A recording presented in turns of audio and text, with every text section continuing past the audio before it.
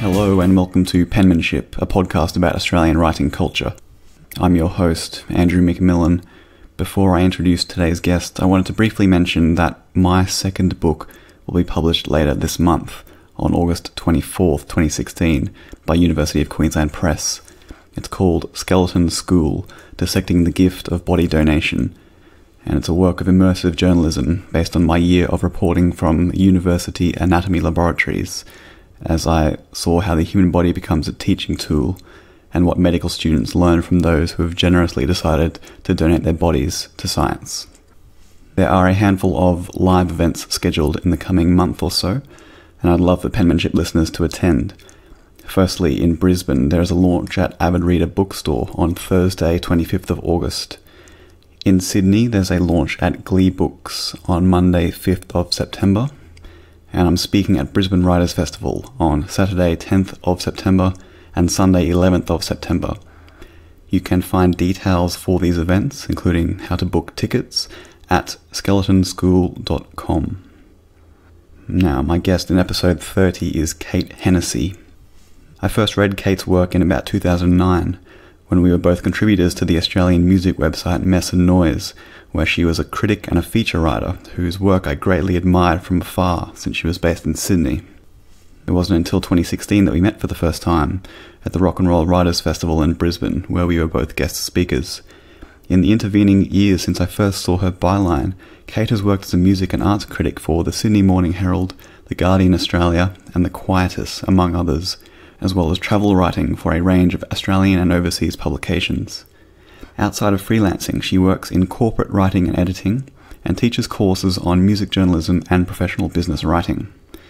It was the latter skill set that brought Kate to Brisbane in mid-May, and we met at her hotel room so I could ask her a few questions over a bottle of white wine.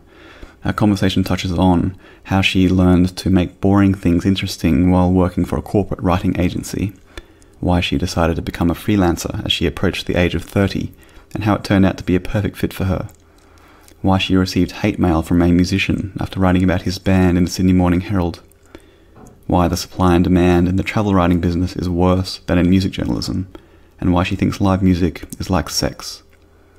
Introducing Kate Hennessy, freelance writer and editor.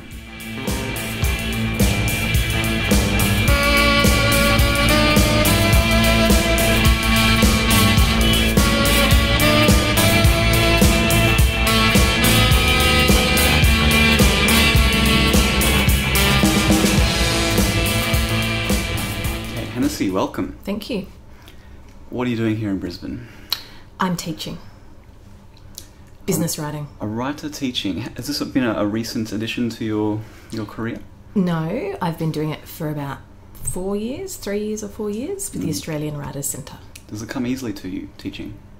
I really enjoy it now. Yeah, I think it does. I mean, I come from a family of teachers, but...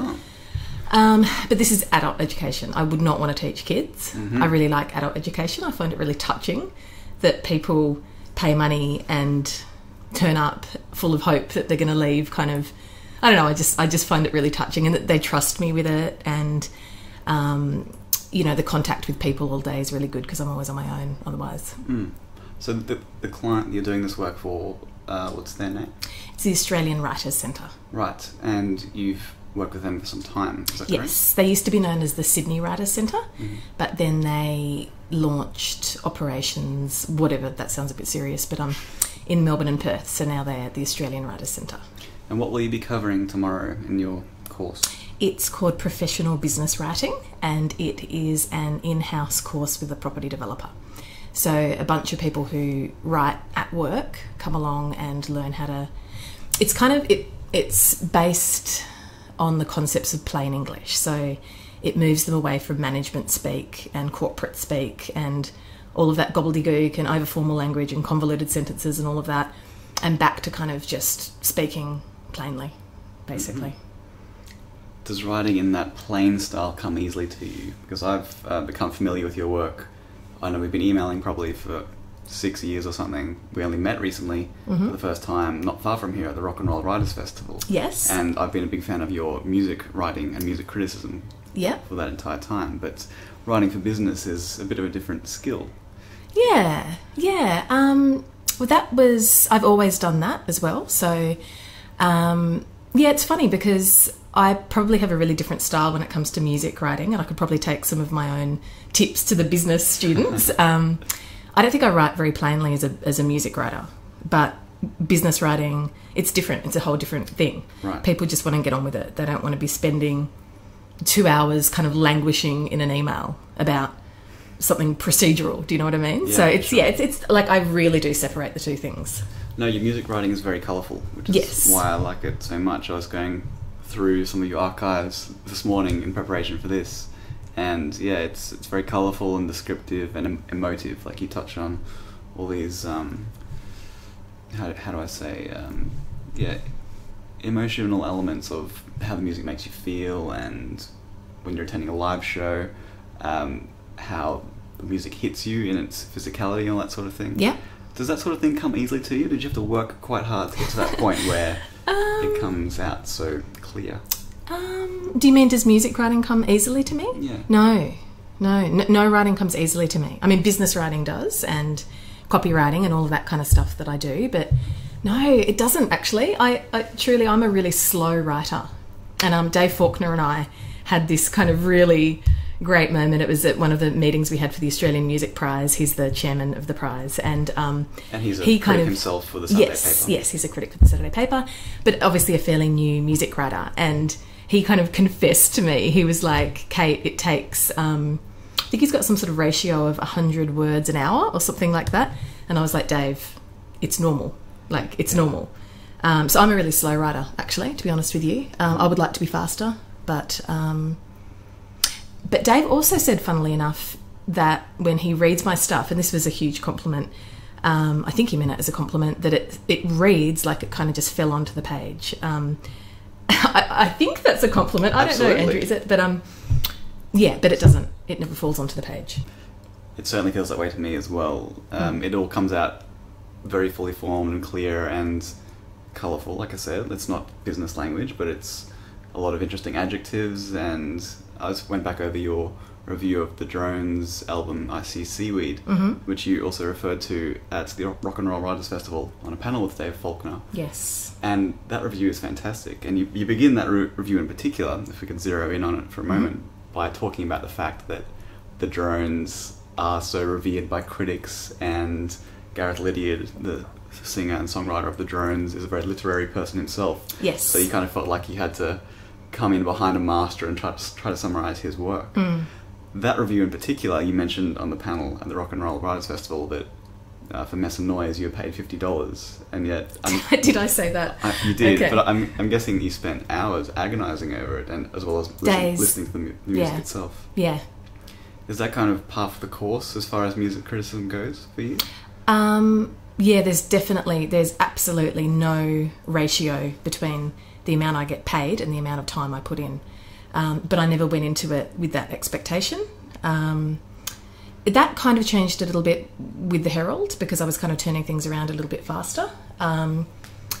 But yeah, it just... I mean, I think I share that with a lot of newer music critics and journalists, is that we didn't come into this with careerist ambitions. We came into it more, passion project kind of stuff that then developed, if you're good enough, and will develop into something that you can do as a career, but not necessarily as a full sort of money-making career, if that makes sense. Yes, certainly. Well, how did that start for you? Was there a specific show or album you listened to where you're like, I want to write about this and try and capture it in words? What was the first thing I wrote about music? Actually, it was when I was living in Oakland, which is in the San Francisco Bay Area. My husband's American, and I lived there for a couple of years. And I was really into this local rockabilly band, this crazy rockabilly band called the Phenomenauts, and they were really theatrical. So one of them had a theremin hat. The other guy had this thing called the toilet paperator, which was a leaf blower, but it had a toilet roll attached to it. So he would like spray toilet roll all over the crowd. But beneath all of the kind of theatrics, they were just this incredible sort of psychobilly rockabilly band. And I was obsessed with them. So yeah, looking back on it, I don't think I knew I was doing it, but it was sort of gonzo, immersive journalism, I suppose, because they lived in this warehouse called the Command Centre, which was in the kind of industrial area of Oakland, and I followed them around and wrote about it. So that was the first thing. You were writing about it without an assignment, just like purely out of your own interest? No, it was for a print magazine in San Francisco, a very short-lived print magazine called Independent Musician, and I was interning with them, just doing some stuff. They didn't really know what they were doing. It was one of those things, even at that young age, and they were older than me. You know, they were older. They should have known better, you know, and I was the young one going, this isn't going to work. But, you know, I'll get something out of it. And, right. Yeah, it probably only lasted about 4, maybe 6 editions. All right. The fact that you were Australian among Americans, was that a point of interest to either the musicians themselves or the editorial staff? Yeah, Americans find Australians cute. So it works in your favour. Yeah, right. So what did you end up writing about that band? Was it published? Yeah, it was. Thankfully, just in print. So it's not online. You know what? I've got it. I've got PDF scans, and I've got like bits and pieces of it. But no, it's not, which is fantastic, Andrew. That's one of the blessings, because it was totally overdone. Have you read it recently? I haven't. I mean, I read it probably about 5 years ago, and even then, I was like, oh, okay. But it wasn't, you know, physical reaction, kind of cringing, sort of. No, yeah, I mean, definitely. But funnily enough, if I read it now and look at it, it's me. It's exactly the same, really, in terms of its framework and its style and all of those sorts of things and its sense. But it's just overdone, you know. So I think I just learnt to strip things back. I don't think my writing's actually changed all that much.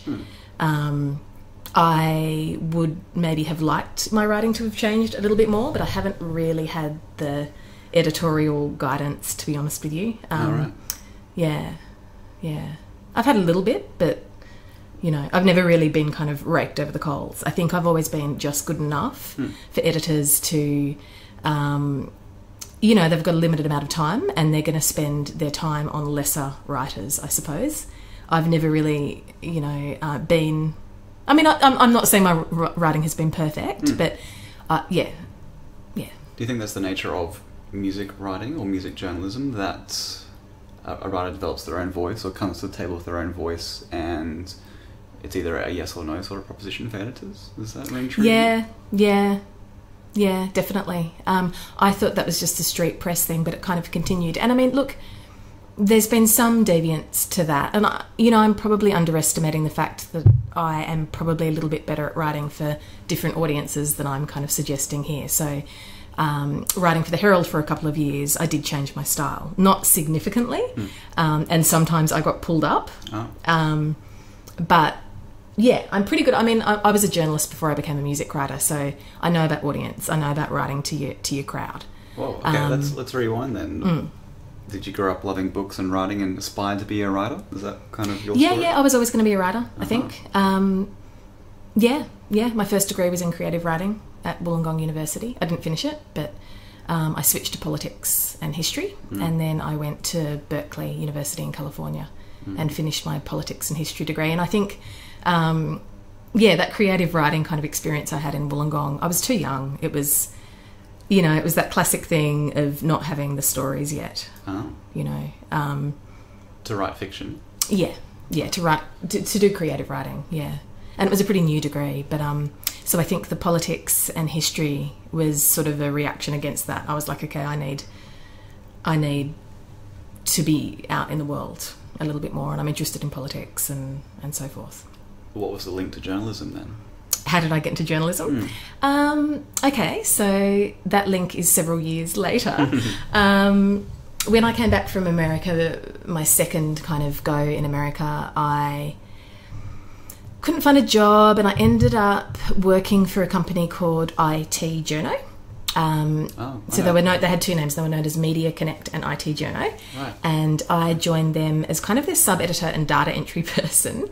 What year is this, roughly? It was 2002, something like that. Media Connect was founded by Phil Sims. Yeah, do you know Phil? I've met him, yeah. Yeah, okay. He was my first proper boss. Oh, great. Yeah, so I worked for them, and that was a strange little company. It was kind of like a play within a play. So we we wrote about the IT media. Yeah. So we wrote about IT journalists, IT publications, and I very quickly kind of got into... so one of my sort of assignments, I quickly went from being their sub-editor to being one of their writers. And Phil is a great news journalist, and he taught me a lot. So I learned how to write news, and yeah, but what I would do, so around Christmas time and sort of throughout the year, because these IT companies were the ones with money, they still had money, they would throw the most kind of extravagant Christmas parties, and we would be invited to all of them. So being the website that was assigned to write about the IT media, I would go along and write party stories. Oh, right. And, you know, it's funny, Andrew, because looking back, I'm like, of course I did. They were like my live reviews. Oh, yes. You know, and I loved it, and I would beg Phil. I would be like, I want to go to the Microsoft party or the Howarth Communications party or the, you know, and write the story. So it was kind of like a social column, I suppose. How would you structure those stories? They all had the same name. They were all called Party, and then the name of the event. I like quite all kind of present tense, you know, sort of how I do the live reviews. So kind of like short feature style writing. Yeah. Putting yourself in there and... Yeah. And sort of, I guess, a lot of colour, a lot of observation, a lot of humour, because they were funny and everyone was getting trashed, and they were always themed, and yeah. Were you also drinking on the job? Yep, absolutely. Did that make note-taking difficult at times? No, because... No, I've got a pretty good... Even though now for live reviews, obviously, I take it all a bit more seriously and I take copious amounts of notes, then it was more just... I'd remember stuff. I had a bit of memory then. That helped. So Phil bought the idea of these party stories, and they were popular, I suppose. People liked seeing your roundups of what happened the night before. Yeah, they were popular. I mean, I think they were. I haven't looked at them for a little while, but yeah, they were fun. What was the path from there? So did you aspire to be an IT journalist yourself, or you enjoyed the social aspect of writing about it? No, I never wanted to be an IT journalist. So I guess what I was more when I worked there was a media writer. So I wrote about the media. I wrote about publications, I wrote about magazines, I wrote about circulations, I wrote about magazines closing a lot because they were all closing. Yeah. I wrote about new editors. So I wrote about kind of media, I suppose, not so much IT.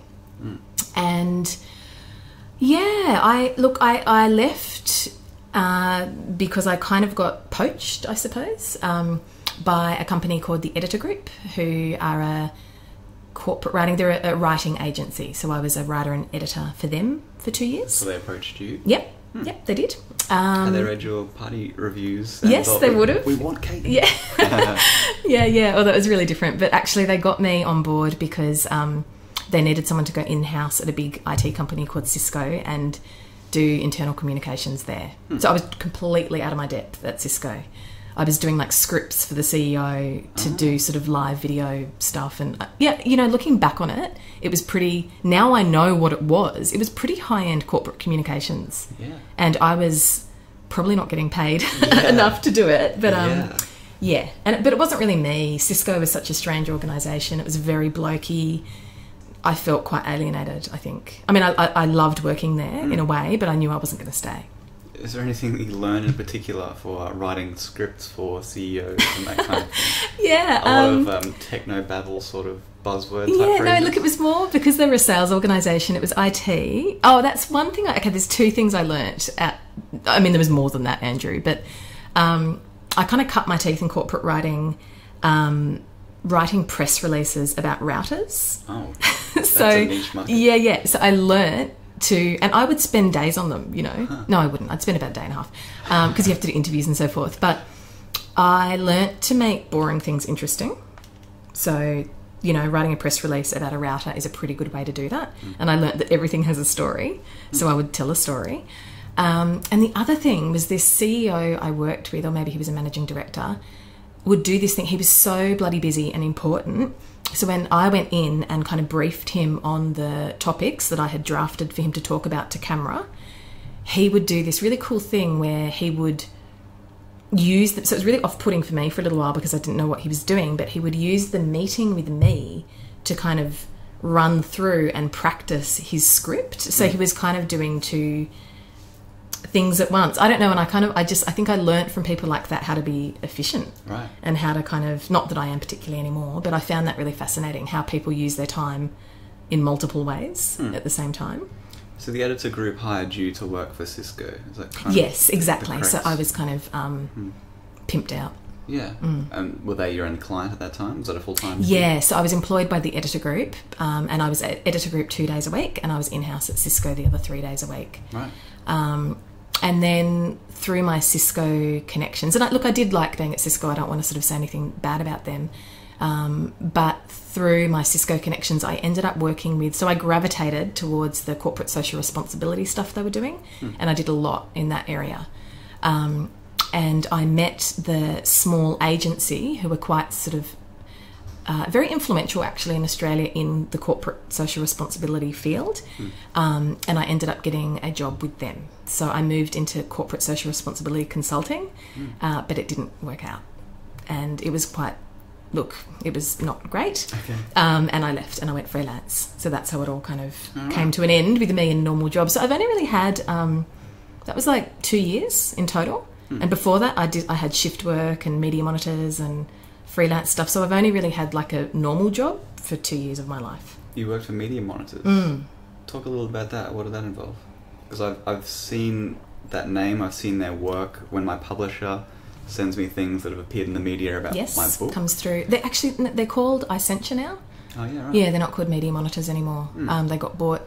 Yeah, I worked for them in between kind of overseas trips. Clipping newspaper things? Yeah, well, I didn't do the press clippings, but I worked in the press clipping department, so I did the shift work, and it was intense. I did so I got into it doing summary writing, so I would arrive at 4 a.m, and all the press clippings, and I had clients, so I'd have like the Department of Ministry and Cabinet or whatever.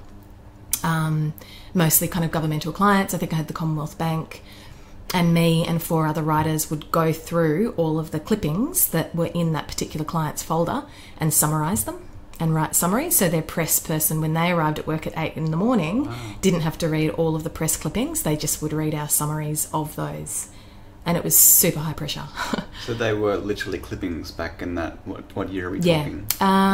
Late 90s? Or no, that would have been about 2000. That was about 2000. So online news outlets weren't a big deal then, so it was still hard copy papers, reading through them yourself. Yeah, I guess clipping. So, yeah. I mean, there was email and so forth, and some of the papers had websites, but yeah, no, it was still press. Wow. Yeah. How did you get that gig? There's just I don't know. I needed a job. This was probably just, I don't know, like Seek or something. Yeah. And you said it was high pressure?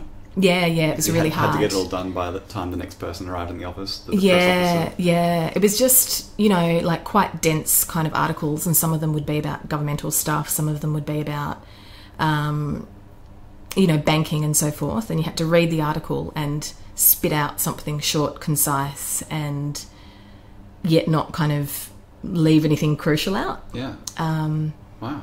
And again, I think we were probably all underpaid for that job. Yeah. Really. Were you all kind of young writers? Yeah, all young writers. Yeah. Huh. Yeah. So that required synthesizing a lot of information rapidly, turning it around and getting rid of it. That's quite a skill for an editor, which probably came in handy in your later career, and as a writer as well, obviously. Yeah. Look, I guess so.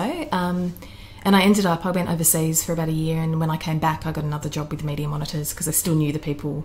Because the night shift and the press department were really tight. We really bonded, and the friends I made at Media Monitors I've still got now, and we've still got each other's back because night shift is really tough, and people go through.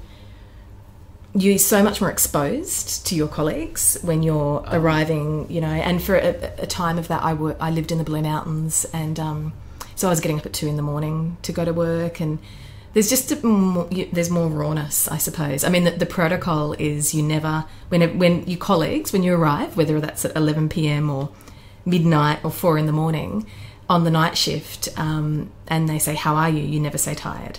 You never say tired. That's kind of like, it's a given, and it's just no one wants to hear about it. So, but yeah, like you really bond with with your colleagues. What was your lifestyle like at that time? If you're getting up at 2 a.m, like, is this affecting your relationship, your gig-going abilities? What else is going on in your life at that time?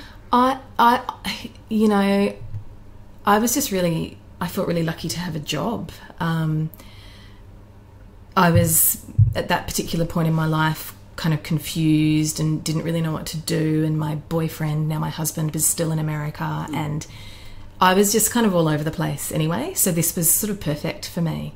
I mean, it was hard, but I was younger and I could sleep more easily, and it was hard for the social life, because obviously on a Friday night you're exhausted, but you kind of over the course of the weekend readjust to normal hours, but then on a Sunday you have to go to bed at like 5 p.m. again or something. So yeah, and you know, shift work messes your body up completely. Totally ruins your body clock for years after, I think. Like, it takes a while to kind of, And that's what you found? You found problems? Well, the second job, I mean, lucky, if there was ever a time in my life where I sort of, you know, could have got really depressed, it would have been when I was doing the night shift, for sure. And the second time I worked there, I was living on a really busy road in Marrickville, and so I didn't really sleep much at all, because you know, I was in a share house, everyone else kept normal hours, so it was kind of noisy and there was traffic, and but you know what, I kind of liked it too, Andrew, because, you know, for music, we all listened to music all night. It was very quiet, it was very, you know, you can kind of do whatever you want on the night shift. There's none of the bosses aren't there. They all come during the day. So there was something sort of goth and fun about it, I think. Dress codes relaxed. Oh, yeah. Going wearing whatever you want, basically. Oh, yeah, absolutely. As long as you left before everyone else arrived. Was there music that you found was more conducive to reading and doing that work than others? Yeah, I wouldn't have. I don't think I would have listened to music when I was doing the summary job. I came back and I did another job there, but I'm actually not great at listening to music when I write and work. That's why my collection of ambient music is so massive, because I can't listen to music when I write and work, basically. I can't listen to music with words when I'm writing. Yeah. Or when I'm thinking about writing. Yeah. It has to be instrumental. And I found that Godspeed You Black Emperor are great. Yeah. They're like my go-to. Are they? But what about the crescendos, you know? What if you're in some sort of slump? Nah, it's good. Like that song, Melodic? Yeah, I think that's a how great you pronounce song. it. Yeah. That Melodic, song was my on-loop writing song throughout writing my current book, which is coming out soon. So it's quite good, because it's like a 20-minute song cycle. Yeah. And I work in 25-minute bursts. Yeah. So it's like the song crescendos, finishes, starts take up a break. again, pause, my timer goes off, take a 5-minute break, come back. Yeah. No, it's hilarious you say that, because my go-to when I was working editor group, so I did listen to music when I was writing the press releases and so forth, and it was the Next Sex, you know, the album Sex, and it was still the days of CDs back then, so I had the CD and it says Sex, and so it was always on my desk, and I just kind of wonder what everyone else in the office, why they thought I was listening to this CD called Sex over and over and over again, but I did, because I think it's 40 minutes, but it's perfect. Right. It's perfect for a burst of work. No, I read something that you wrote about that. Was it the 25th anniversary of Sex? Yes. Which must have been 2013, I think, something like that. It was a couple of years ago, yeah. For The Guardian, perhaps? No, that was for the UK mag, The Quietus. Yeah, I read that, and I know the Next reasonably well, and today, after reading your article, actually, I went back and listened to Drive By, the album, which my brother put me onto, and it's fantastic. So I'm probably about to go through another Next obsession go phase. there. Thank you, Kate. Go there. Yeah. Hanging Garden, is that what it's called? That one's good. Piano, bass and drums, very overlooked. Live album, intense though. Not good for working, but fucking fantastic. Piano, bass and drums. Do it. Thanks. Thanks for the tip. And listeners as well, obviously. Yeah. The Next Australian band, 3-piece. Well, that's... So, at what point did music enter the picture? You went to San Francisco. You were writing for that small indie mag. Yep. That was after leaving Media Monitors. That was in between Media Monitor's jobs. So I did that there. I think I wrote a live Cat Power review that I never got published. So what was the first thing I did? It would have been only about 10 years ago. I mean, after those sort of initial little bursts in Australia, about 10 years ago, when I went freelance. Yeah, well, what was the decision to go freelance? It was purely out of frustration with whatever job you're leaving in the corporate responsibility, or whatever that three-word phrase that you said was, corporate social responsibility. Yeah, which is kind of known now as social enterprise. So it's like Westpac Foundation and stuff like that. So corporations doing great community work, basically. So you worked on that for a bit. You had enough. You were at I was turning 30. A crossroads kind of point, like. Yeah, totally. I was a bit of a mess, actually. I had if you've got any hippie kind of listeners, they would know about the Saturn return, and that came for me when I was about 29. I was a mess. I was like thin and drinking a lot, and I wasn't a mess. I was still functional. I was still working. I was still a good friend. I was married. You were just a bit unsure of. Yeah, I just, it's like, I think I came from that generation where I had, now I think people go for what they want a lot earlier in life, whereas I was kind of more the Gen X type, even though I'm a little bit too young for Gen X, but I still had that kind of shit kicker. I was a shit kicker. I worked such crappy jobs. I had no green card when I lived in America. I worked some terrible jobs, and I just always felt grateful to have a job and be earning money. I don't think even though I did really well at university, I went to Berkeley University. I got nearly a perfect grade point average, but still there was something, I didn't kind of know really what I wanted to do, I don't think. And so if someone offered me a job, I took it, and I'm still a bit like that. But now it leads to really great things, whereas then it didn't. But I've never had to go for a job. I always get offered things. And I just took them. So, but I knew when I was doing the corporate stuff, something just didn't feel right. It just didn't feel right. I never liked showing up to the same place every day. That makes me feel like I'm going to die. I hate it. I hate going to the bus stop and seeing the same person every morning. I've always been a traveller, so I think all of that was always leading to freelance. I probably should have just gone straight to freelance, basically. Should have been a career freelancer. Yes, well, I am now, but I should have just done it earlier. Yeah. Just to pause the narrative, I wondered if you could tell us a bit about The Birthday Letters by Ted Hughes and how that led to the name of your blog, and your website, and also your Twitter handle.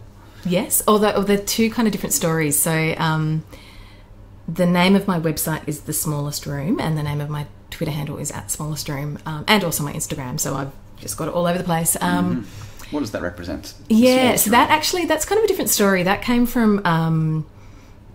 So when I first started writing for the Herald, Bernard Zool got me on board at the Herald. The Sydney Morning Herald. The Sydney Morning Herald. We're in Brisbane after all. The Sydney Morning Herald. It's not yet, totally. Fairfax. It would have been probably... I hadn't really been doing it for very long, and I don't think I'd adjusted to the fact that as soon as you start writing for a paper like the Sydney Morning Herald, or any paper really, any respected paper, your readers...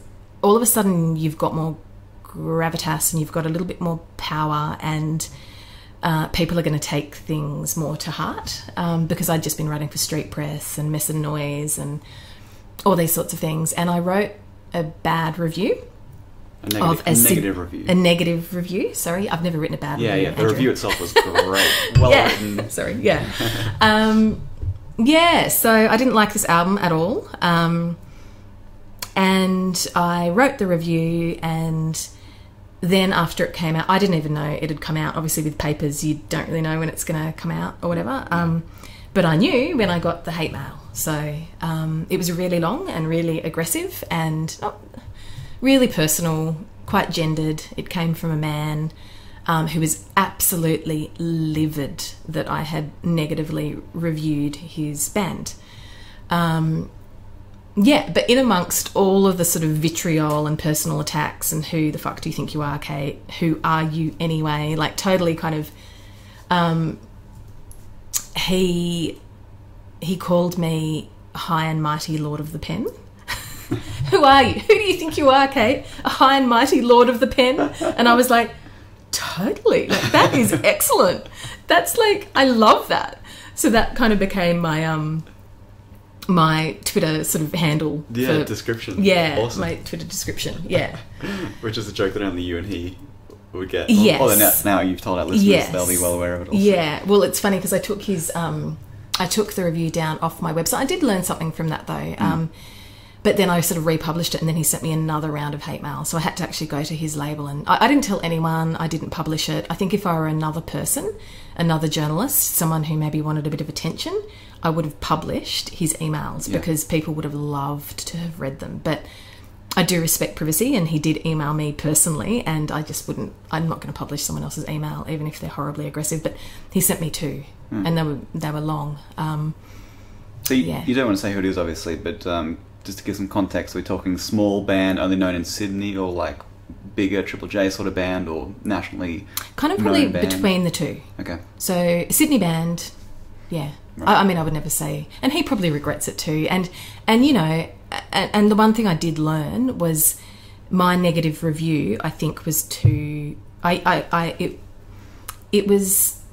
learnt that when you're going to review something negatively of a smaller band who has probably completely self-funded something, you know, maybe humour and snark doesn't have a place. It may for other people, and that's fine. They can be the kind of reviewers they want to be. But to be completely self-aware and to be completely honest about it, I do regret, I suppose, the way I brought the album down. I don't think I needed to do it in that way, and I learnt that if I was going to write negative reviews, I needed to be more careful than I would be with positive reviews. You need to take more time, and B, try not to use humour, you know, unless it's a band that's, you know, massive and isn't ever going to read it. But otherwise, it's just, I don't know, it just didn't feel quite right. No, sure. I mean, I've had similar experiences for street press here in Brisbane when I started in 2007, 2008, where I was dismissive and, yeah, well, we'll take a refill. You can do that while I tell this story or summarise. But, yeah, I started writing for street press, and as most people do when they started music writing, I had strong opinions, and I thought I was completely correct in what I was saying about local bands who were doing their best to put music out there that they thought was great, obviously. So I got published in Rave magazine, and I got some extremely negative comments on my negative reviews. So yeah, it's an experience that every music critic has to have at some point, I think. And the fact that it came for you when writing for the Sydney Morning Herald is maybe instructive, because it has a huge audience. Yeah, it does, you know, but you don't see them when it's the paper, and there's no comments.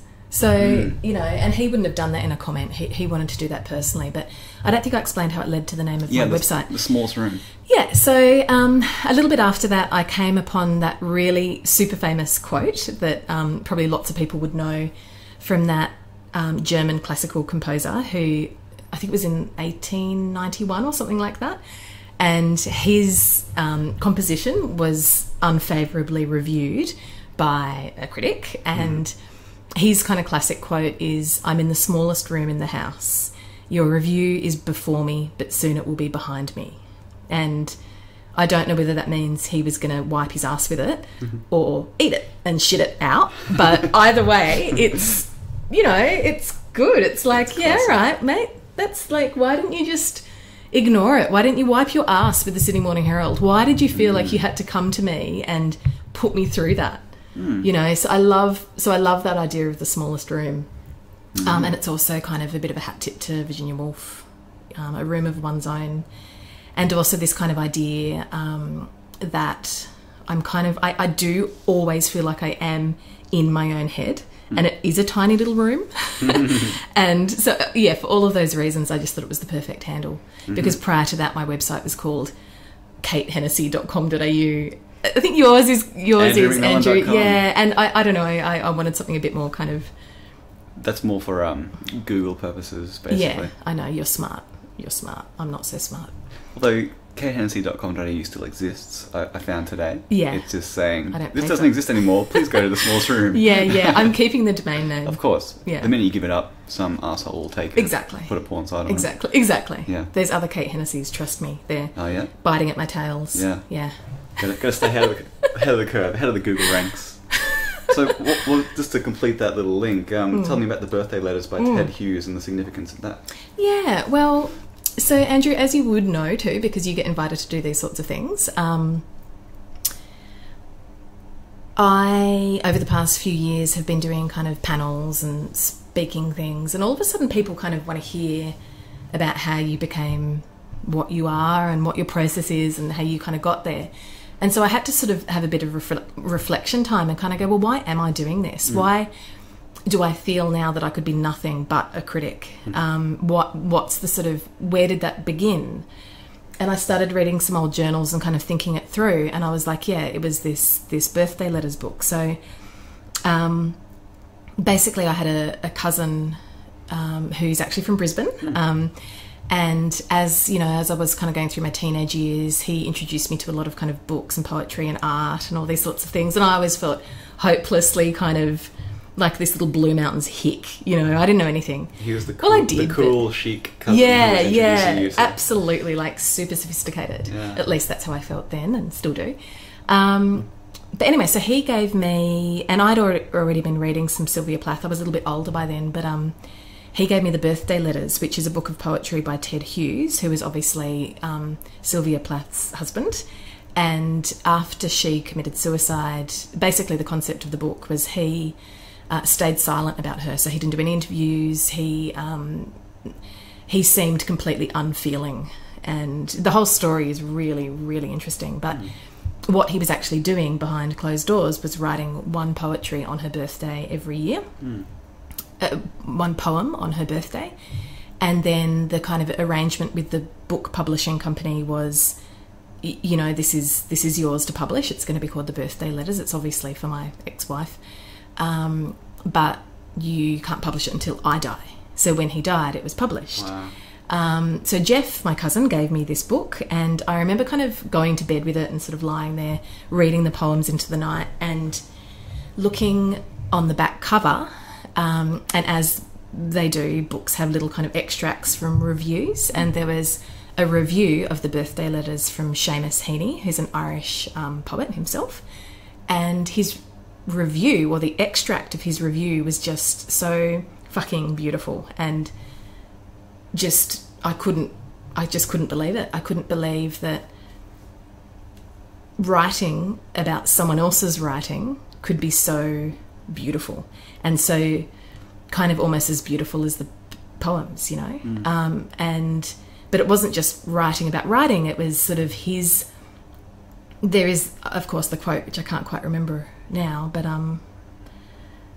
yeah, I think the quote really perfectly kind of summarises that feeling of being a critic and knowing that you haven't said everything but you've said enough, and it's there, and the reader is going to be able to go sort of put it together themselves, I suppose. It's mysterious kind of thing. Let's take a moment to pause and pull up the quote and just read it for the sake of listeners. I do have it. Do you want me to read it? Yeah, read the full paragraph. Okay, so this was what was written on the back of The Birthday Letters. It was, to read The Birthday Letters is to experience the psychic equivalent of the bends. It takes you down to levels of pressure where the undertruths of sadness and endurance leave you gasping. The book's contents are unfailingly interesting, but what makes The Birthday Letters a poetic as opposed to a publishing landmark is the valency of the poetry itself. The poems give the impression of utterance avalanching towards vision. And it was that last part, that was the part. So utterance? It was the impression of utterance avalanching towards vision. Yeah, it's brilliant. Isn't it Yeah. brilliant? And I kept coming back to it. I was like, what is he trying to say? I get it. I get what he's trying to say. I agree. I've read the poems. That's exactly it. It's utterance avalanching towards vision, you know. But I was like, but I don't feel like I can really grasp and pick up and see what he's trying to say. It's almost like his criticism is mysterious, unknowable, and you know, and so it was kind of like a reflection of the poems or something. And I was like, wow, so you can write about art in this beautiful way. I don't think I kind of knew that before. Would you like to speculate whether Seamus Heaney, Seamus Heaney, is he pronounced it? Yeah, I think so, yeah. Would you like to speculate as to whether Seamus Heaney agonised over that sentence or just tossed it off as if he'd thought about it and just thrown it away? I think he probably agonised over it. I don't think you come to something so perfect in expression as a critic, I mean, you have moments that strike you of understanding and sort of vision into something, and metaphors and concepts, and they can all come to you thick and fast, but it's never fast to find words to wrap around those. There's thoughts and there's words, and you've got to bring them together. And which is why you agonise over words, and why it can take you days to write small 500-word type reviews. Is that right? Probably, yeah. Yeah. So a critic made you a critic, in a sense. Yeah. Have you returned to that Seamus Heaney I haven't. quote very often? Oh, the quote still... Is it something? Have you ever printed it out and put it up above your desk or something like that? No, because believe it or not, even though I couldn't remember it then, I can actually. It's always I do know it. Yeah. It's always in my head. But it was almost like just kind of like that moment where I realised that that's what I wanted to do, and not just about music. I don't only review music, but I guess music's my main thing. Yeah. So that intersection of deciding to be a freelance, what were your first moves? Was money a concern from the beginning? Because No, because I had so many from my job at IT Journo. I had pretty much all my friends at that point were editors or journalists, because I was writing about them and I was going to the parties with them, and so I had like all these contacts, you know. But because they were all in IT, I wrote about IT and business. So I think my first freelance commission was for the Australian Financial Review. I wrote about technology, wine and technology or something. So I was all good. I was set. I was off and running, and I had people sort of saying to me, everyone was like, "Oh, Kate, you won't last," and you know, like you have to be a particular kind of person to be a freelancer. And I was just like, "Yeah, I'm that person. This is great." Did that also make you more competitive? Like, I'm going to show them I can fucking make it. Are you that kind of person who responds well? No, not really. No. If someone tells me I can't do something, my first instinct is probably to believe them. All right. Yeah. Which makes me sound like I've got no confidence, which I do, but you certainly do. No, I don't really need to prove myself to other people, probably more to myself. So what year was that when you began freelancing? When I went freelancing, it was 10 years ago. 2006? Yeah, about then, or 2007. Yeah, because I'm approaching a decade. Yeah. Lasting a decade freelancing in journalism, in criticism, difficult task. Kudos to you. Yeah, I haven't only done that though. So I've done heaps of different things. I've done travel writing, so a lot of travel journalism. Not that has really helped my coffers, but I've done heaps of stuff for Channel 7. So I wrote quiz questions for a kids game show. Wow. I would read kids' books and I would write questions on them, and I would also do little scripts for someone to come on the kids' game show and read. She'd read the little informational scripts that I wrote, and then all the kids would answer questions. So I've done that. Wow. I've done so many things. I've done annual reports for Get Up. I've done case studies on the Sydney Theatre Company's whole project to make their operations sustainable and add water tanks, and I've kind of done heaps of different things that haven't just been journalism. This is kind of the nature of being a freelancer though.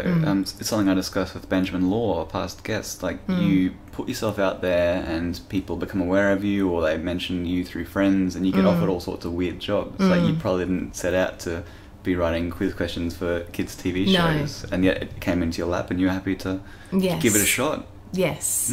Yeah. I mean, it does work that way if you're good.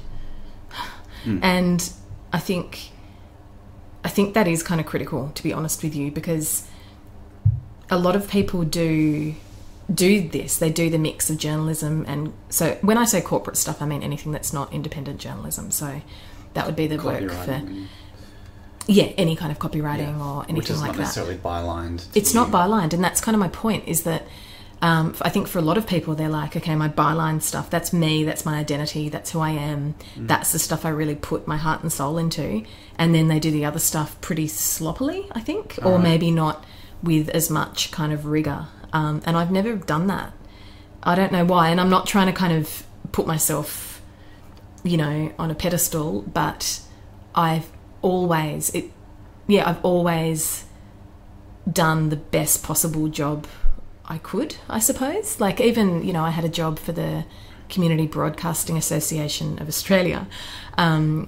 You know, they're kind of the association for all the community radio stations around the country. And I was doing their magazine, and it wasn't good money because they couldn't afford it. It wasn't that they were ripping me off, but I put everything into it, you know.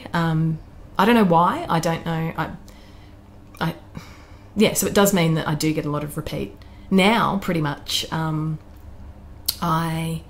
don't cope at all with the amount of jobs coming my way. You have to knock things back. Well, I try not to knock them back. I farm them out to other people. But I do sometimes knock things back. Sometimes I don't have the time to work out who to farm it to. But this is the thing. Like, there's only one of... yeah, exactly. But I kind of need, in a way... You know, I had a woman called Sue White. I can name her. She's great. And so her and I would kind of have that relationship.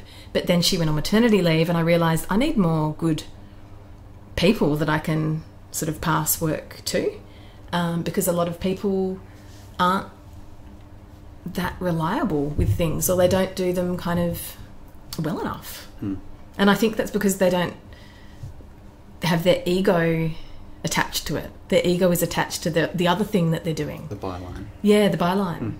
Yeah, look, I don't know. I mean, maybe I'm just a perfectionist, but... Well, shit, it's obviously done you well if you've... retain clients and you had to knock things back or schedule them around and pass them on. It's so where does criticism fit into your pie? What slice of the pie does freelance criticism represent at the moment for you, in terms of your time or income? Time wise, probably about 50%. Income wise, pretty low. Yeah. I've just started doing some work with a couple of London magazines. The Quietus I've been working for some years, and also the Wire magazine in London. But that's kind of just beginning, really, that kind of relationship. Yeah, I'd like to be doing more theatre reviews, and I'm going to kind of ramp that up a little bit again. The dance thing was kind of funny. The Guardian came to me to review a dance piece about a year ago, maybe 2 years ago, year and a half ago, anyway. And I did it, and it was good because it was sort of physical theatre, so it was more stuff that I'm familiar with. But then they sent me to another dance piece, and then eventually, of course, I ended up reviewing ballet kind of style dance, which felt a long way, to be honest with you, Andrew, from my... centre of expertise. Yeah. But it seemed to go okay. I don't know. I mean, this is the thing. Is it my job to tell readers and to tell editors that I'm not qualified to do something, or is it not my job to do that? I don't know. I mean, I'm always going to be the first to question my ability to do something.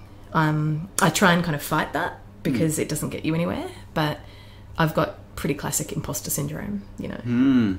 And that hasn't changed the longer you've been doing things? Well, no, because, you know, every time you think you get over it, you're at a certain level, and then you kind of get a bit older, you get a few more kind of good jobs and panels and opportunities, and so you just get the next round of imposter syndrome.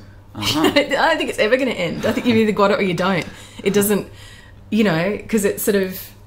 Yeah, so if you end up writing for a magazine that you've always sort of really admired, it just comes back again, doesn't it? Just define imposter syndrome for listeners who might not be aware of it. Okay, so the short version is it's this kind of feeling of that you're just about to be discovered as a fraud, or you're just... this makes me sound completely psycho, which I'm not. This is actually the syndrome. It's not like I walk around hiding, but yeah, it's kind of like, and it's usually a professional thing. It's a lot of, usually women have it.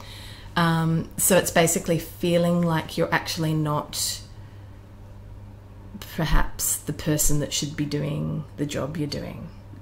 I don't always feel that way, and you know, it's like the classic creative thing, isn't it?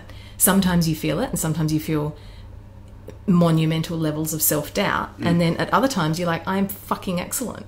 you know. I am the right person for this Yeah, job. I can do anything. They asked the right person. Yeah.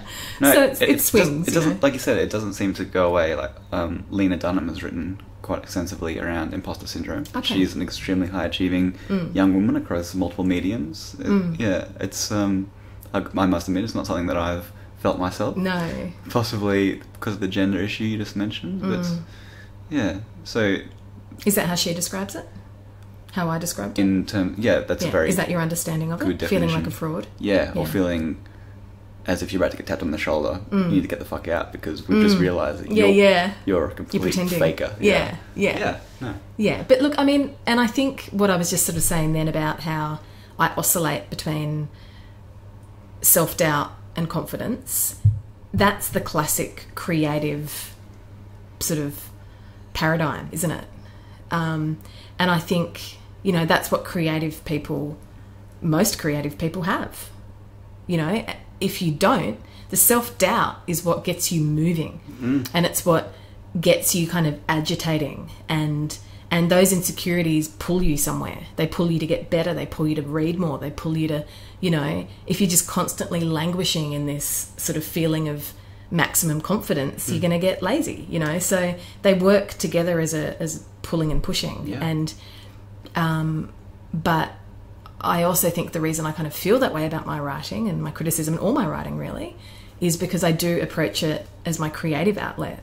This isn't and maybe to a fault, you know. I don't know whether I'm never going to be the dry journalist, you know, because this is my creative passion, I suppose. So it seems normal that I would feel those creative doubts, if that makes sense. Well, to draw the link between dance criticism, how did you get yourself up to speed to the point where your self-doubts around can I accurately portray in words this theatre experience, how did you bridge that gap? I just relied on... I just pushed it down, so I didn't let it overcome me, because as soon as you lose you know, as soon as you lose a degree of confidence, you're gone, right? So I didn't let that happen. I kept reminding myself of the fact that everything else I'd kind of done within this area I seemed to have been able to do well, and I relied on the skills I knew I had. And I, you know, it's like the classic thing, you try and ignore your weaknesses and you use your strengths to define you. And so I just kind of approached the dance. I thought, well, what can I do well? And I did those things well and just applied them to dance.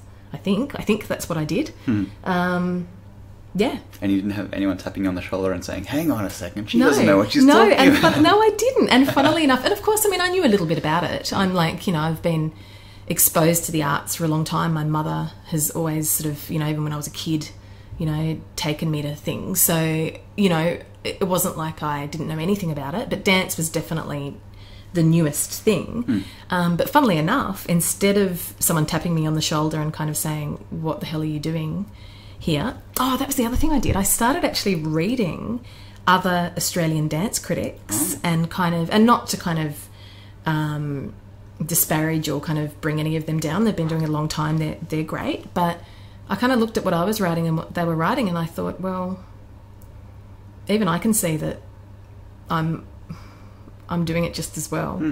So I did a bit of that, not too much though. But I got a call from one of the dance publicity people.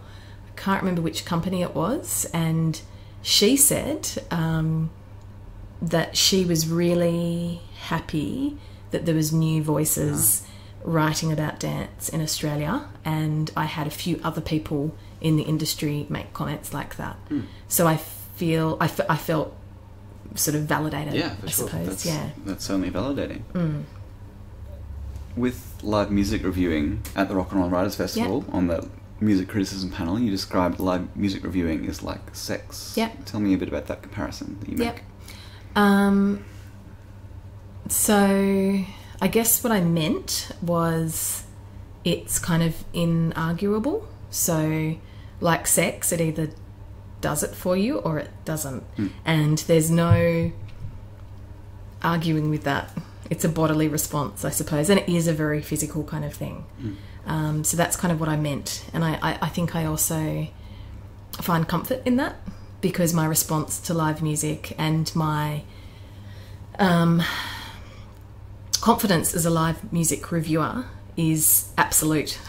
And I don't feel that way, as we've just discussed. I don't necessarily feel that way about everything, but I feel totally confident as a live music reviewer, and I really like that because it's a nice break for me. Is that just because the sheer weight of numbers? Like, you've been to so many shows? No, I just trust my judgment. I just trust my judgment, absolutely. And I think that's why I say this. That's why I bring the sex thing into it, because it's not like after having bad sex you go, oh, it just didn't go long enough, or it was the wrong time of day, or it's like, no, it's just we don't have chemistry. It's bad sex. It's not going to work, you know. So I think it's like that's how I feel about live music. I trust my gut. I trust that it, you know, and you know, if I compare it to something like writing a record review, I find them really slippery. I find them, and I think a lot of critics do, and I try and kind of get around that. But sometimes you'll be writing something and you'll be like, well, maybe I just don't get this music. Maybe I'm not a close listener. Maybe I'm just not into really brutal guitar.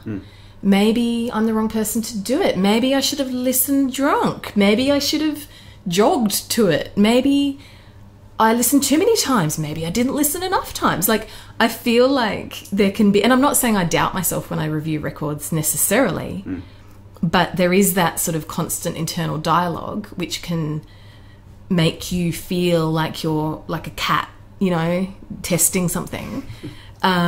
Whereas with the live stuff, I just blaze right in and I do my research. I back up my thesis when I write the live review, but I don't care, you know. Like, I went to a Tribe Called Quest show at the Hordern Pavilion about 3 years ago, and I love Tribe Called Quest. They were a massive kind of thing for me.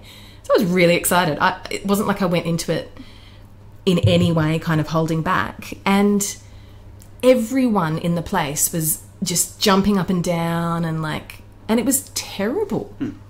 And even though to all appearances, if I had a little bit less confidence, I knew it was terrible. The sound was absolutely shit. They were puffed.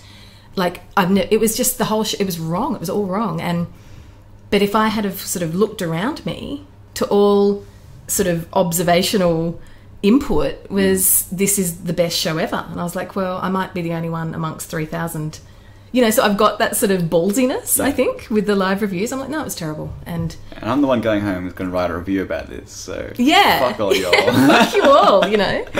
Fuck you all. And that's fun, and I like it. I like feeling that way. Well, it comes down to, just like you said earlier, being sure of trusting your opinion or trusting your judgment and knowing what's good and what's not. And of course, good and bad are subjective at all times in all criticism, wouldn't you say?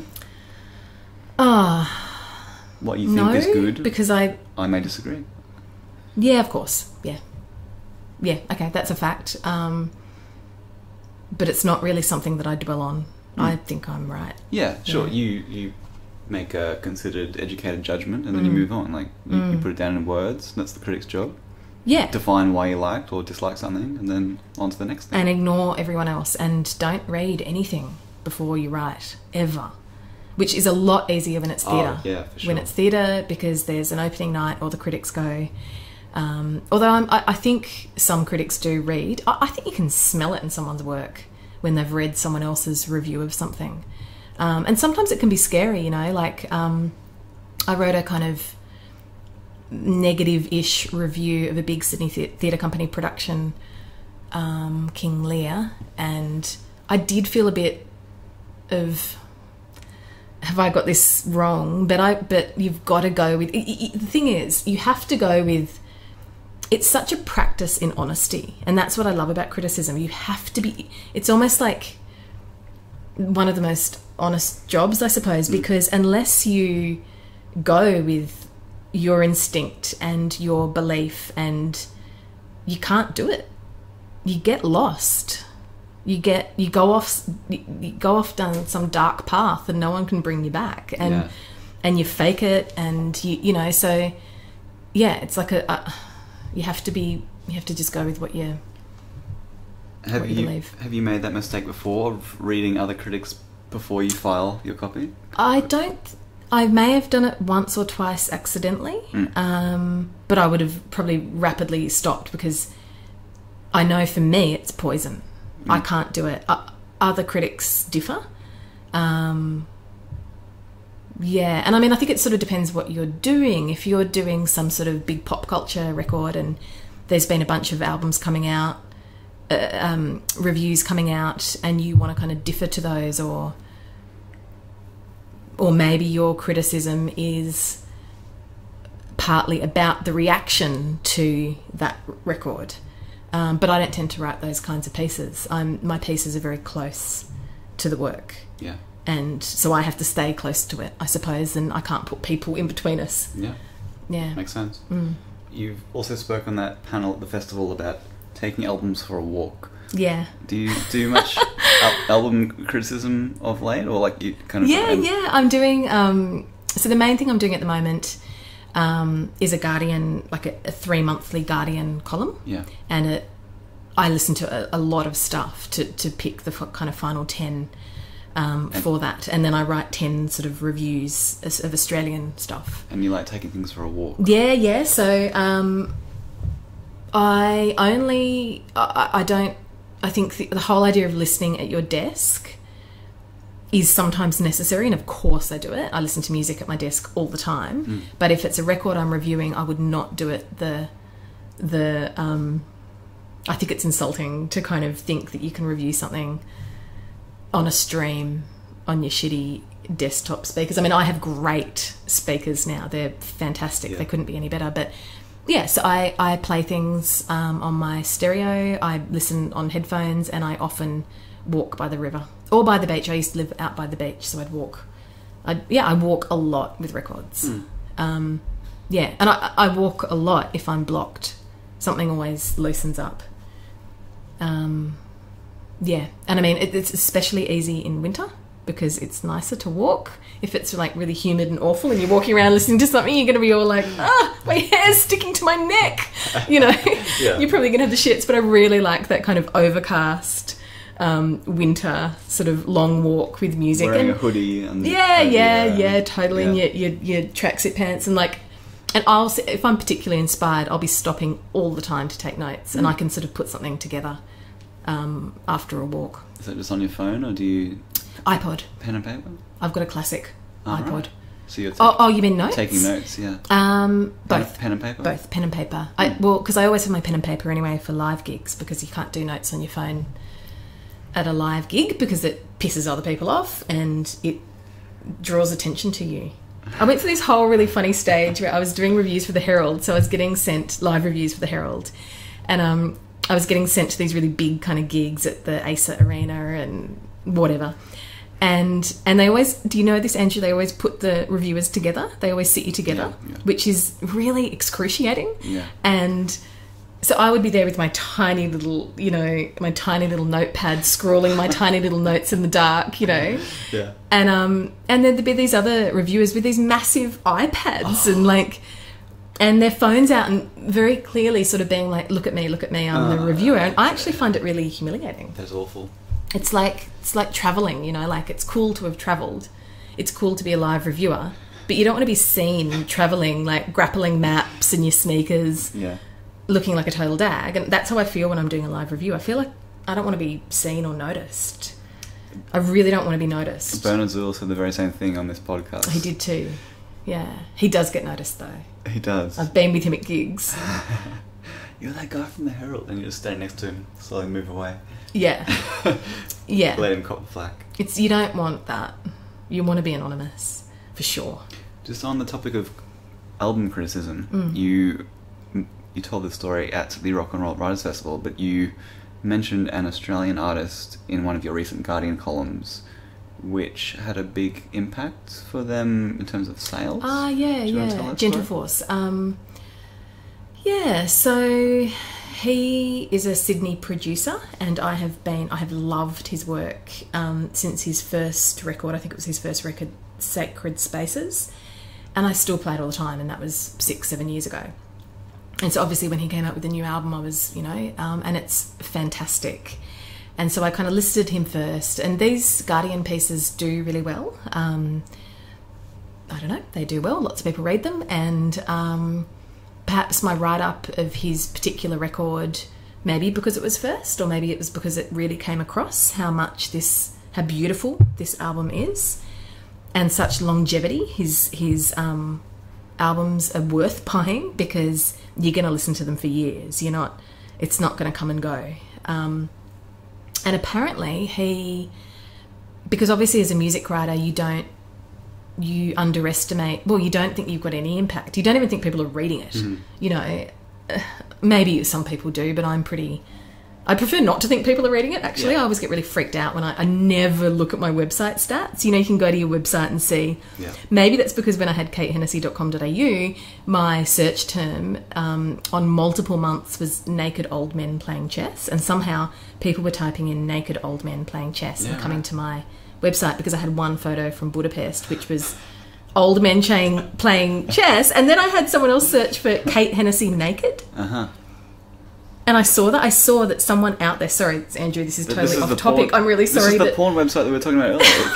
If you don't keep that domain name, someone's going to set it up, and they're going to have that shit on lockdown. Kate Hennessy naked. Exactly. I mean, there was actually, just to put this on record, there was no photos of me naked playing chess or doing anything naked on my website. But the fact that there was someone out there who had typed Kate, it was probably another Kate Hennessy they were looking for. It was probably that guy who wrote that long letter to you. Probably. He was like, I want to see the high and mighty Lord of the Pen naked. And he was sorely disappointed when such an image did not exist. No, I'm sure he found something. But anyway, so I don't look at that stuff. So yeah, sorry, to get back to the point. I'd prefer to think people aren't reading it. You can write more freely if you think people aren't reading your stuff, just right? Between you and your computer. Yeah, you and the and your river. editor And the little notes and so forth. But what was I saying? The artist's name. Yeah, so Gentle Force, that's his name. He, a couple of days after, actually it was the morning, and the reason I read it to the crowd on that panel at the Rock and Roll Writers Festival was because I just got it that day, and it was my birthday, and I was on this panel, and I woke up here in this hotel, and there was an email from him saying, Kate, I've had constant purchases of my record on Bandcamp, and lots of emails from people all over the world saying it's great, and I just wanted to thank you so much. And I think he said something like, he was quite sort of effusive. He was obviously really feeling it. It was something like, you've showed me the power of what one record review or one sort of write-up can do, and I thank you. And I was like, oh. Were you like lying in bed reading that on your phone, or what was your first reaction to reading that? I felt like it made it all kind of worth it in a way. Not that it's a horrible job that needs to be made worth it, but just it was so heartfelt. And when you feel like, and he's a true sort of creator of music, and I just think, wow, like, I've made a difference for him. Yeah, I've made a difference for him, and it's nice because you don't really hear that very often from musicians, I think. And I don't know whether you're supposed to. I don't really want to have that kind of thing constantly, like you get those musicians or labels that you end up getting to know, or publicity people you end up getting to know, and they sort of cross the line a bit. There's one thing where they say, thank you for supporting this album, or can you write a review and show your support? And it's kind of like, it's sort of crossing the line a bit, isn't it? Because I'm not supporting you. I can't do that, and the line is already a bit tricky, isn't it, Andrew? Especially if it's musicians or our Facebook friends with. Or Facebook friends with, It's like the artists and the critics kind of exist on parallel lines, and rarely do they meet, and rarely is it good for either party if they do meet. But very occasionally, in that instance you've just pointed out, it works out well for everyone. Yeah, exactly. And that's how it felt. It felt good for both of us. Coming towards the end, I want to ask you about travel writing. That's been part of your freelance career. How does that... What's the question here? What do you make of travel writing? Is it worth your while as a freelancer? Gosh. I have done it for a long time, actually. It's probably equally as long as I've done the music stuff.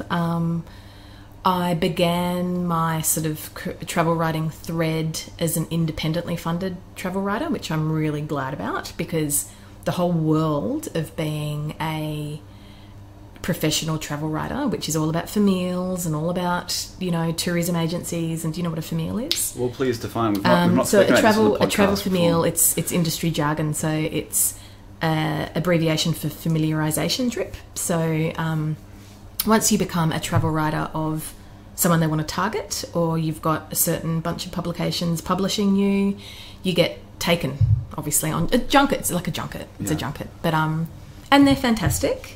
But I think you need to be doing both, and you need to be, because it's vested, you know. I mean, I stay independent because I've got ethics, but well, you know what I mean. If I had have begun my travel writing experience being that person who was always sort of chaperoned, and I don't think I would have really known.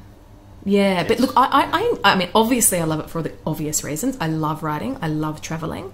I love, it's great. It's a great break from music journalism. I'm a pretty observant person, so I get to I love being out of my depth. I think you write well when you're out of your depth. You know, there's all the obvious things that are fantastic about it.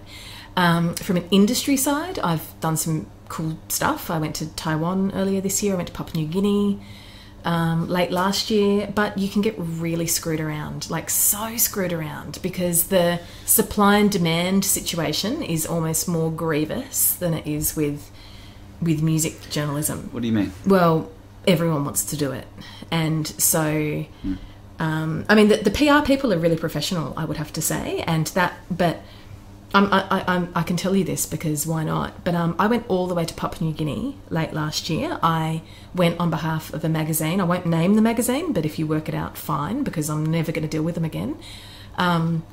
Based in Melbourne, and it took day. And I got called in by the magazine to do it. I was on a trip with 3 other journalists. I had to drop everything. Of course, I wanted to go, but it was still pretty intense. I spent days filling out forms, because in order to get approved by the Papua New Guinea government, you have to jump all sorts of visa hoops, and you have to give them medicals, you know, like it was a massive time investment. Then I went to Papua New Guinea, you know, I did both the photography and the reporting, so it was tiring. It was great, but it was tiring. I came back, I went through I did everything I was supposed to do, because that's what I do. Perfectionist, like you said well, earlier. You want to do a bloody good job. Professional, I suppose. Like I just do my job. If someone asks, I mean, I try to anyway. Someone's probably out there listening to this going, yeah, right, whatever. No, but no one's thinking that. No one's listening, right? No. No one's ever going to hear it. All your editors are listening to this and they're like, Kate Hennessy is a fucking professional. It's not true. I have to admit one thing. I can be a day late with a deadline, but that's okay, because usually it doesn't need to be changed, so that's fine, right? Anyway, but then, so I get to the sort of end point of all of this, and then I get told by the magazine, oh, you know what, we're not going to publish that because they didn't advertise, or something like that. Oh, God. And I was like, are you fucking kidding? Who the fuck do you think I am? Sorry, but who do you think I am?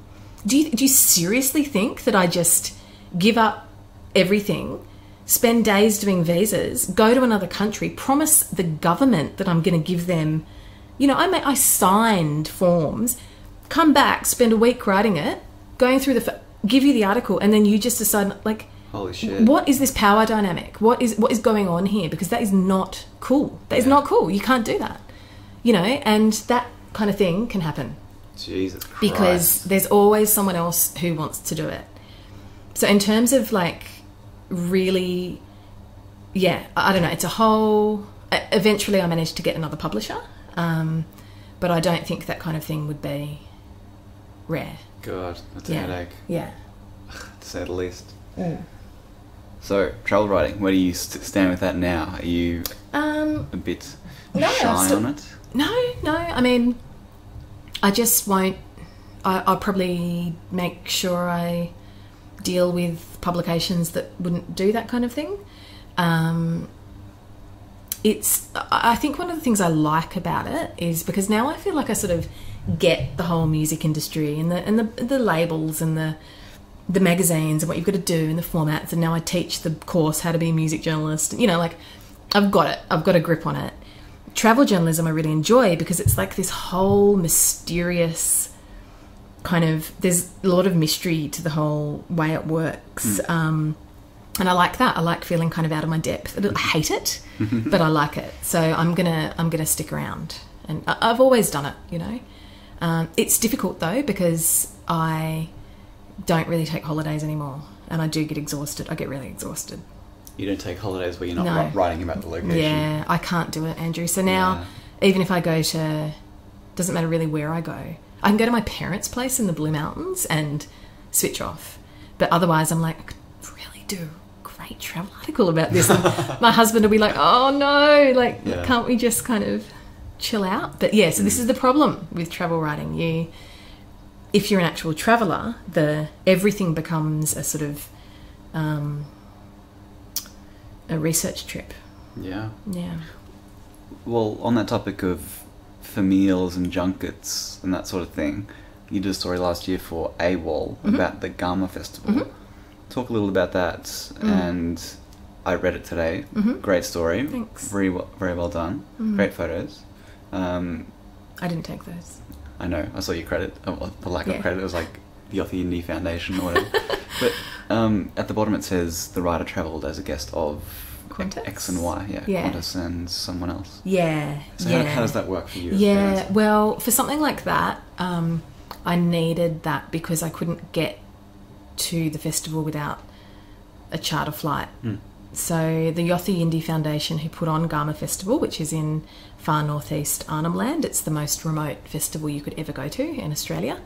You can't really drive there because you could try, but it would take you days, and there's a lot of sort of sorry business ceremonies and things going on which close roads because a lot of the land up there is traditionally owned. So you kind of have to fly, and the Yothu Indie Foundation couldn't get me there because the flights were all full. So I managed to arrange to get a charter flight with Qantas, and then I stayed with the Qantas delegation at the Gama Festival.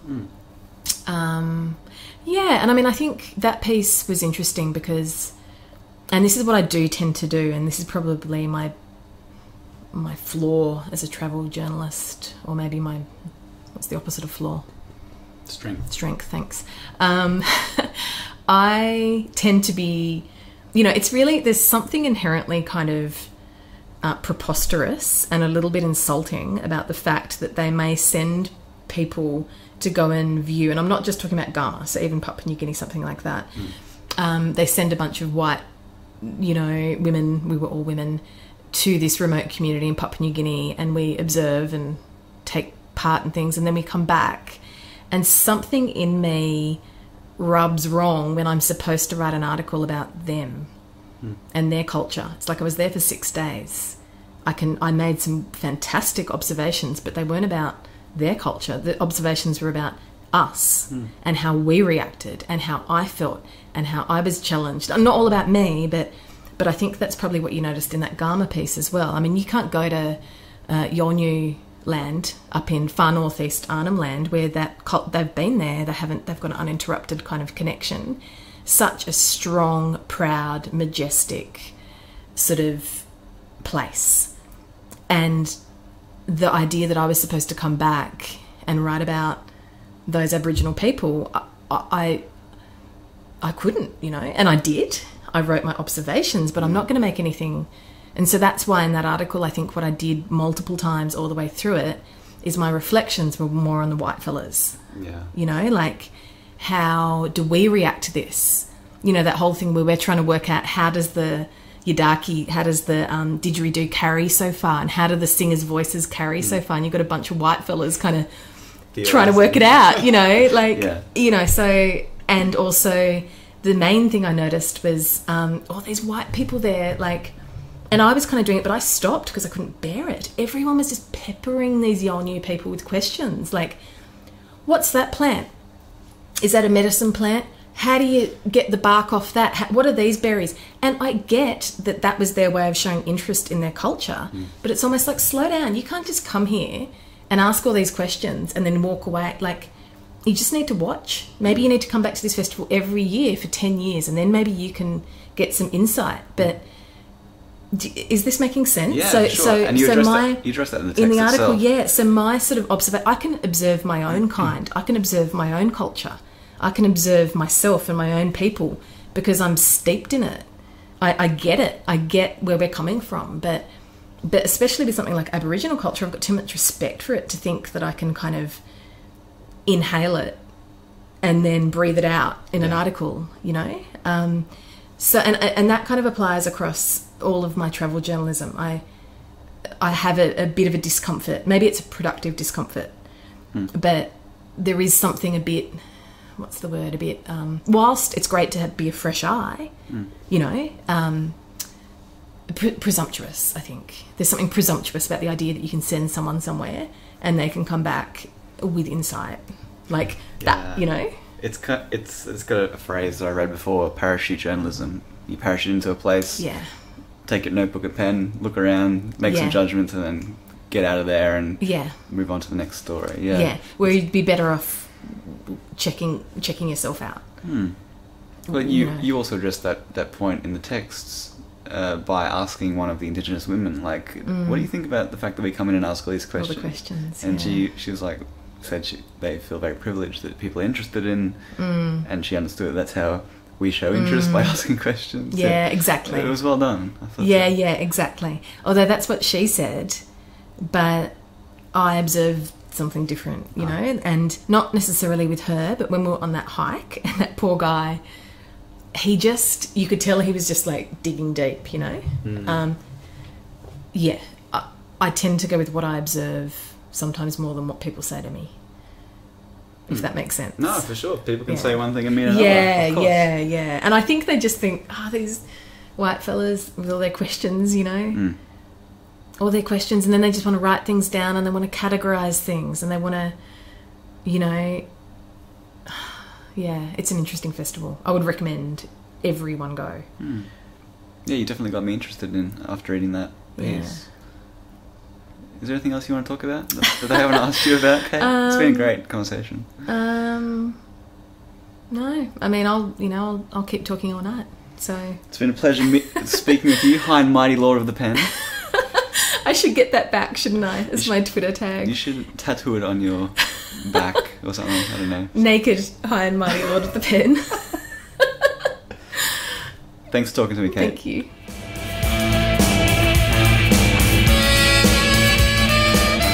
Thanks for listening to Penmanship, and thank you to my guest, Kate Hennessy. You can find show notes to this episode and all previous episodes at penmanshippodcast.com.